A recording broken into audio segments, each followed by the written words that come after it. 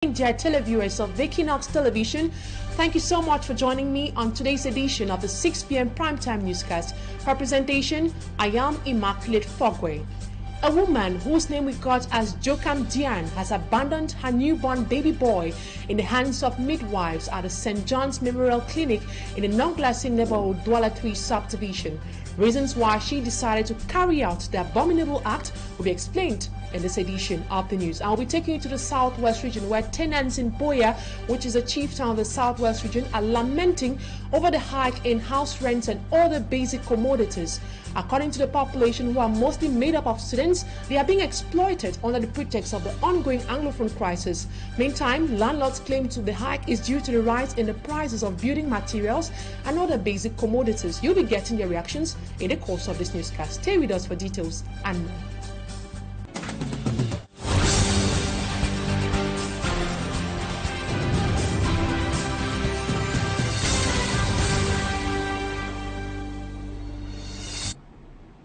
Thank you, ladies and gentlemen, for tuning to Equinoxe television. You definitely made the right choice. So begin with this human interest story right here in the economic capital city of Douala, where medics of a clinic here in search of a woman who abandoned a baby after putting to birth at a health facility in a non-glassy neighborhood in the Douala 3 subdivision.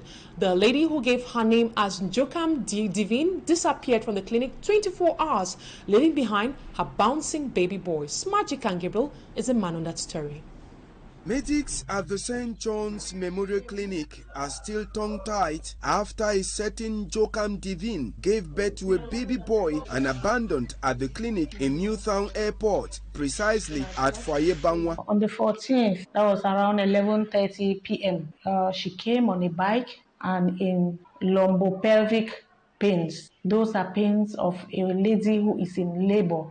She held a little black plastic in her hands, and in that plastic we realized there were some old clothing of a newborn baby. Because of the situation in which Jokam Divine arrived at the clinic, she was immediately taken to the labor and delivery room of the clinic. I received this particular lady, Madame Divine, at exactly 9:30 p.m. on Saturday in the evening.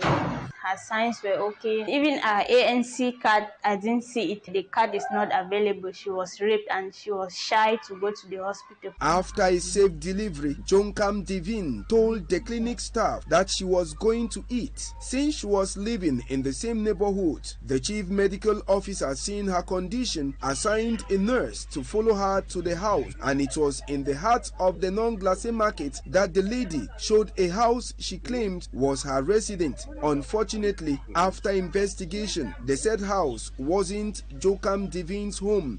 At the time of this report, the chief medical officer of the clinic says they will take the baby to the right place. We are going to go to social welfare with the baby and present so that legal action should be taken. The staff of the St. John's Memorial Clinic are now calling on the inhabitants of non-glassy neighborhoods to help them go in search of this runaway mother. From the Lithra region, we now take you to the southwest region, where students of the University of Boya and other higher institutes continue to decry the hike in rents, which for over 6 years now has skyrocketed. Our reporter Asia Lucy Liengo spoke to some students who say they are tired of the persistent increase. She compiled this report. Part of the Anglophone crisis in 2016, rents in the city of Boya, Fako division, have tremendously increased. Students, mostly those of the University of Boya and other higher institutes, continue to decry the increase. I myself, I want to get in the house because the houses, the rent stage is very, very high. Houses I felt was about 200,000, 200 and something thousands. But right now, we have houses of about 400,000. We can just say that because landlords also have this ideology that everyone coming to Boya is so rich, so undergraduates like postgraduate students say before now the price of a room cost 20,000 francs or 25,000 francs with an internal toilet, but today the price is different. Now a room in Boya, not even big, is 450,000 to 500,000, so that's money for a studio somewhere else. So it's really difficult for people to live in in that kind of space with that kind of amount of rent. Parents and students who struggle to pay for rent find it difficult to raise money for their accommodation. It has really made it difficult for some of us who pay our rent alone, or maybe our challenging parents who suffer to pay the rent. So it's really difficult for them to meet up to some of the... The situation has been further worsened by the crisis affecting the two English-speaking regions and economic hardship. As a result of these, landlords and landladies complain of an increase in the prices of building materials. Because of the increment of building materials, because price of things have escalated to a certain stage where people can barely buy things now to even fit for more of building materials to build houses. Students of the city of Boya call on authorities to help address the issue of hiking rents, which is getting out of hand. In the same vein, high cost of living in Cameroon has continued to worsen the already bad situation of the population of the southwest region, who for the past years have seen the price of food items and other basic commodities triple due to the ongoing crisis in the Anglophone regions. In a way to assist the people, the mayor of Mamfe decided to subsidize traders of beef and liquor by reducing the price of a kilogram of meat from 3,000 francs to 2,700 francs and a bottle of drink from 1,000 to 700 francs. We have details with Malak. Beef is one of the most expensive commodity among many other food items whose prices has drastically increased in the town of Mamfe, southwest region. The high cost of living in several parts of Cameroon has worsened the already bad situation of these people in the southwest region who still suffer the effects of the Anglophone crisis. Food is very expensive in Mamfe. Everything is very expensive.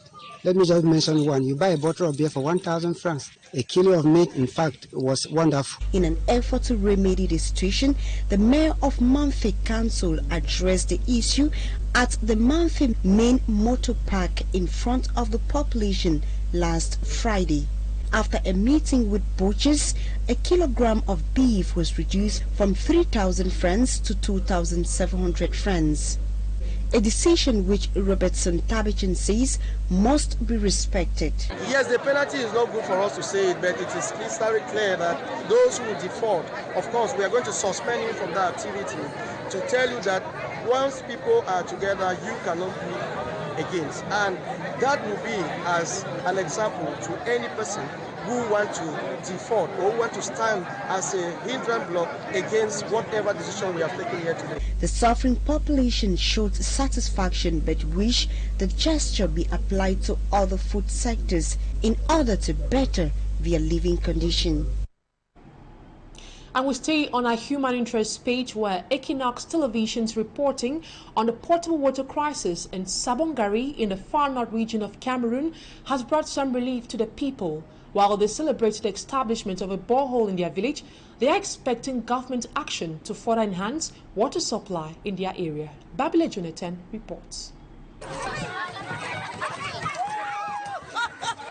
Fighting, scrambling, sleeping out of their homes in the open air through the night.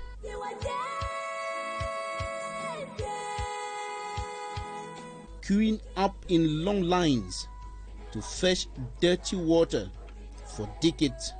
They are inhabitants of Sabongari in Mokolo subdivision, Mayo-Chanaga division, far north region of Cameroon.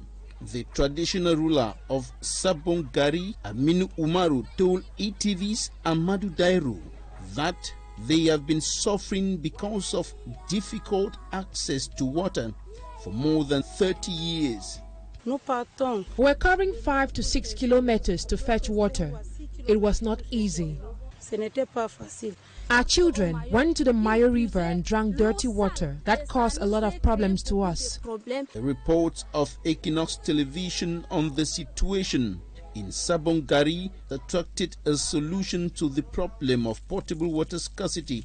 C'est grâce au reportage de l'Equinoxe Television. Thanks to the report of Equinoxe Television, this organization has supplied potable water in our village. L'eau potable aujourd'hui dans notre village. Nous avons vu ce village dans l'Equinoxe, quoi. We saw this village on Equinoxe and we saw their difficult living conditions. They are now hoping that government authorities in charge of water supply and the Mokolo Council will go beyond this action of a non-governmental organization to increase potable water supply in Sabon Gari and the entire municipality.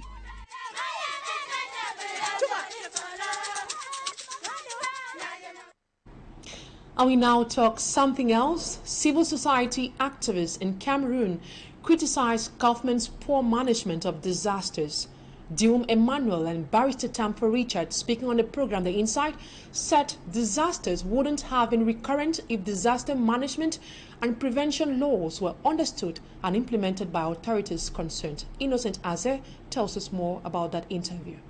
For years, Cameroon has been hit by diverse sorts of natural and man-made disasters, which have claimed hundreds of lives. Critics express disappointment in the poor management of these disasters by members of the Biya regime. When it happens the third time and you fail to manage it, two things are involved. It is either you lack the ability or the capacity to manage it, or you are quite completely ignorant of how to manage such an incident. If we don't have a government which is conscious or which is caring of its population, we'll be tempted to say that we have a government who has completely abandoned its civilian population, or it's in a position that it is an indifferent situation where it comes to the management of the civilian population. Even if the government, through Territorial Administration Minister Paula Tanganji, donated foodstuffs and material items to homeless survivors and announced the government's continuous assistance, Ndiwum Emmanuel thinks, when we talk about disaster management, we are talking about effectively preparing and responding to disaster measures for responding to a disaster. So we have had enough lessons that would have equipped the government of Cameroon. Despite existing laws on disaster management and prevention, these natural and man-made disasters persist. Attached to the Constitution of the Republic, we have what they call the National Council for Civil Protection. They will never tell you how these organs operate. Cameroon on paper is a very beautiful nation. Go to pragmatism, they are almost zero. I say almost zero because out of pity, as a citizen of this nation, I can score them 3 over 10 when it comes to pragmatism. But all the laws are there. Just like other Cameroonians, Diwum Emmanuel and Barrister Tampa Richard urge state authorities to revise the poor approach they take to manage and prevent disasters. And it should be noted that at least 28 persons died as a result of the Bankole landslide that occurred in Yaoundé, political capital of Cameroon. And now we take you out of Cameroon, where Burkina Faso paid tribute to Thomas Sankara, one of their heroes who got assassinated during a coup d'etat on October 15, 1987. And talking about the Israel and Hamas clashes, Tunisia and other Arab countries extend their solidarity support by sending humanitarian aid supplies. A roundup of our foreign page with our reporter, Cedric Chakutio. In Burkina Faso, the Minister of Civil Service, Baksokna Bazei, read the declaration on the status of hero of the nation created in June 2022 to honor people who have distinguished themselves by their bravery or their prowess for the nation. Moreover, the ceremony took place in front of the last statue of the former Burkinabe president, erected on the spot where he was assigned and buried last February. Est reconnu à feu capitaine Isidore Thomas Noël Sankara la qualité de héros de la nation.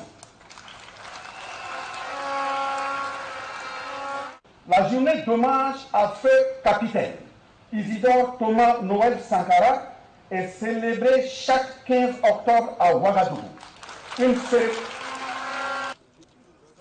Furthermore, Captain Traoré proceeded to the laying of a first stone, making the start of the construction of a mausoleum on the same site dedicated to the father of the Burkinabe Revolution and his 12 other companions killed with him. In addition, the former Charles de Gaulle Boulevard adjoining the memorial headquarters was renamed after Thomas Sankara. And in the Israel-Hamas fight, there were hundreds of Tunisians who demonstrated early this Sunday in the streets of Tunis their support and solidarity. Moreover, as their country prepares humanitarian help for the inhabitants of Gaza, the demonstrators recognized that the Palestinians' cause is one of the rare subjects where Tunisia speaks with one voice, unlike certain Arab countries such as Morocco or the United Arab Emirates. Tunisia refuses any normalization with Israel, an act that President Kais Saied has repeatedly described as a crime. Historically, Tunis has always adopted a position of support for the Palestinian cause. And we stay out of our borders, where sports authorities in Ivory Coast say they will soon reopen the Alassane Ouattara Olympic Stadium at Mpimpe in the days ahead.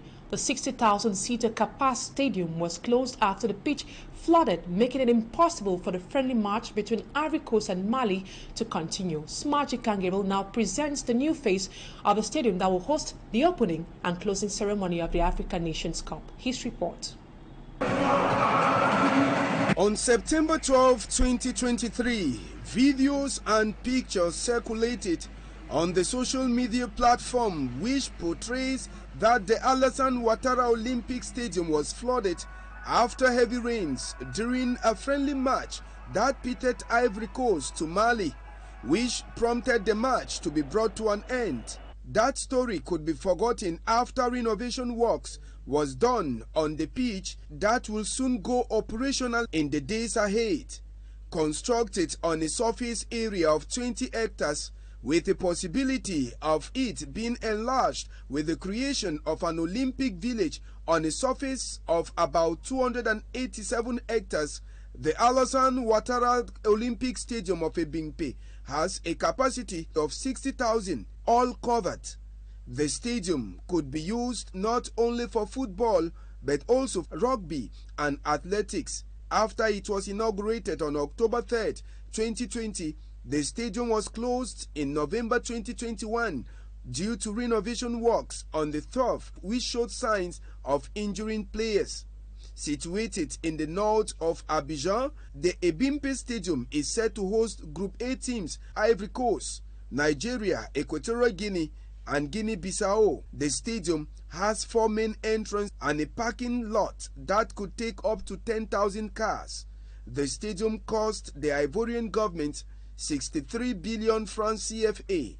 It will be at the Ebimpe Stadium that the opening ceremony of the Africa Cup of Nations will be done come January 13, 2024, and the closing ceremony on the 11th of February 2024. And that sports elements from Ivory Coast put an end to this first part of the news. Talking Point is up next.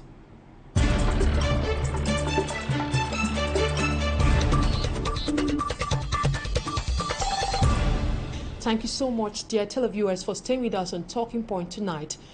Cameroon joins the world to commemorate World Food Day.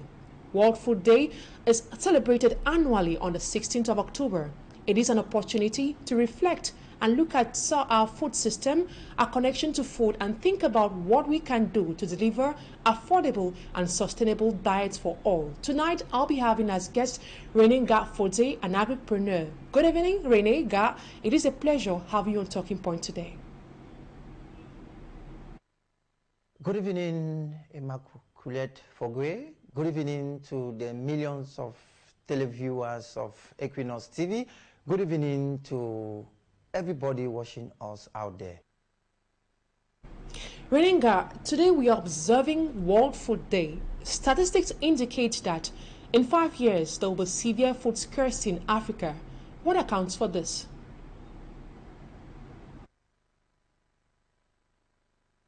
Well, before I dive into what accounts for this, I would like us to ponder on this question. Why a day like this?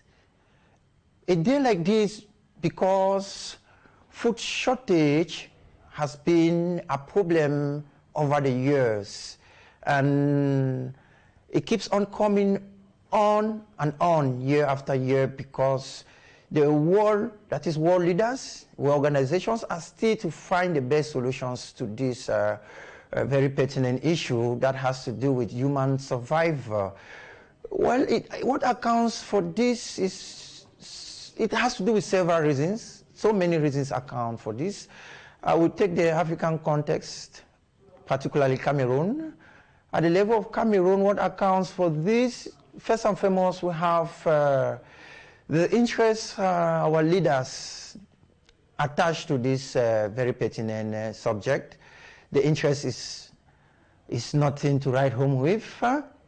We equally have the issue of encouragement, support in all forms to farmers, which is nothing to write home with. We equally have the rampant rate of hunger striking people in Cameroon in particular and the rest of the world in general, which of course calls for concern for stakeholders nationally and internationally to look for appropriate solutions to address this problem. As an agripreneur, we know food transformation has been one of the major ways of preserving foodstuffs in the African continent and equally across the world. Now, food transformation seems to be a major problem in Cameroon. How does it affect the economy as a whole, and what are the difficulties you guys face in the production chain? Food transformation historically is kind of maybe 5 years, 6 years new in Cameroon in particular and Africa as a whole.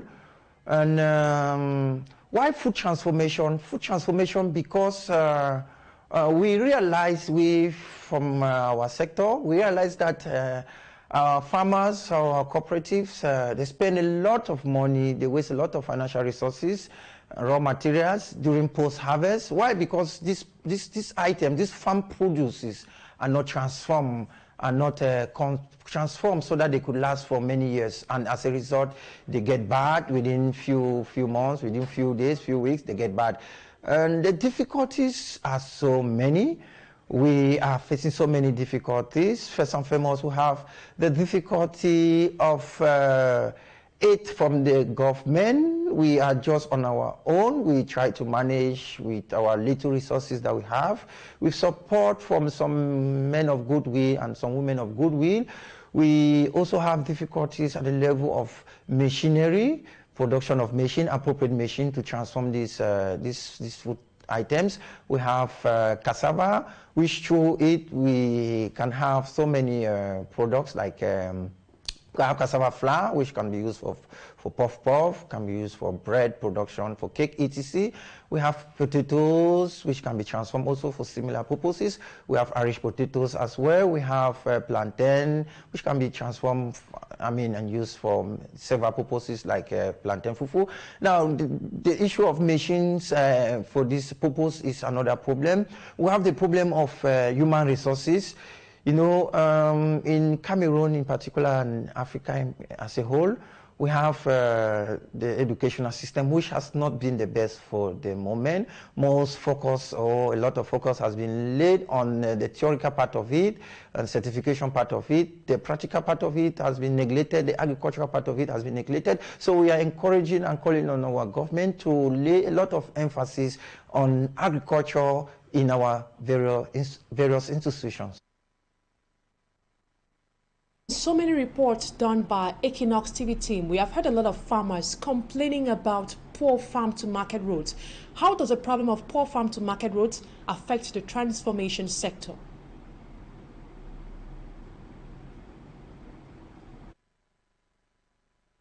Poor road networks, precisely farm-to-market roads, is a very, very great hindrance to our sector, particularly because, first, it affects the cost of production.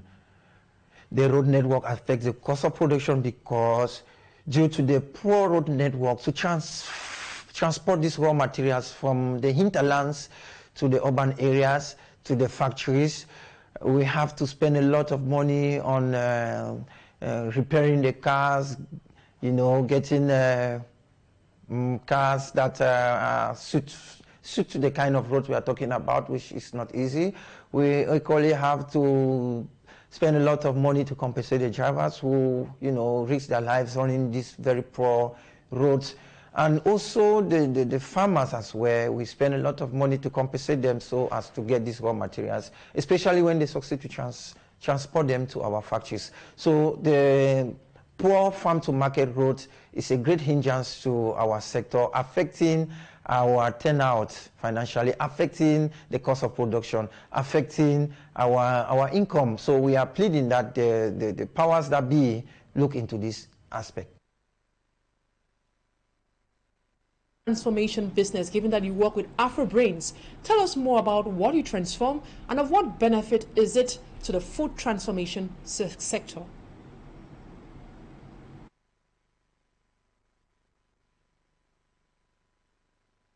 Yes, that is true. I am into the food transformation sector. We transform a whole lot of farm produce, so many of them. We transform, for instance, we transform rice into rice flour. We transform cassava into cassava flour. We transform sweet potatoes into potatoes flour. We transform Irish potatoes into Irish potatoes flour. We transform plantains. We transform banana. We transform cabbage, just to name but these few. Now, how is it helping the public? In so many ways. I'll cite just some few examples. With our products, just take for instance the achu flour. With achu flour, you don't need to spend a lot of energy. That is the time you spend to go to the market to get this cocoyam, achu cocoyam, peel, boil, pound. You don't spend this time. You just get the flour already ready, and you boil some water, pour the flour inside, and you get it stirred. After some few minutes, your achu is ready, and it helps to save a lot in terms of energy. It helps to save a lot in terms of cost, because our products are very, very cheap in the market. It also helps to save a lot in terms of time management. And nowadays, a lot of Cameroonians are struggling to eat healthy meals. So tell us, in the course of transforming these products, are the nutrients not tampered with? Oh, they aren't tampered with. The nutrients of this product aren't tampered with. All the products are 100% natural, organic.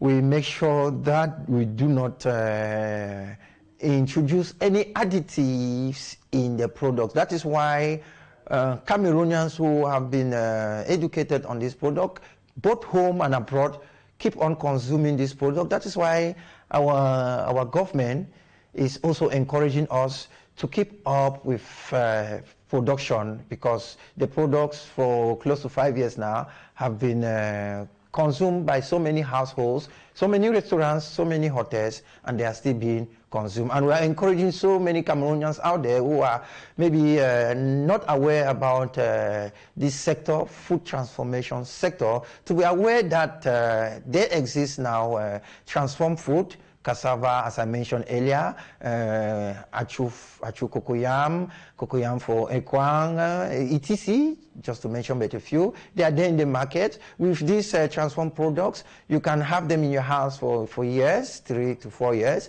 They don't get bad. You can have to concentrate on your work, get back home, not need to stop at the restaurant to eat.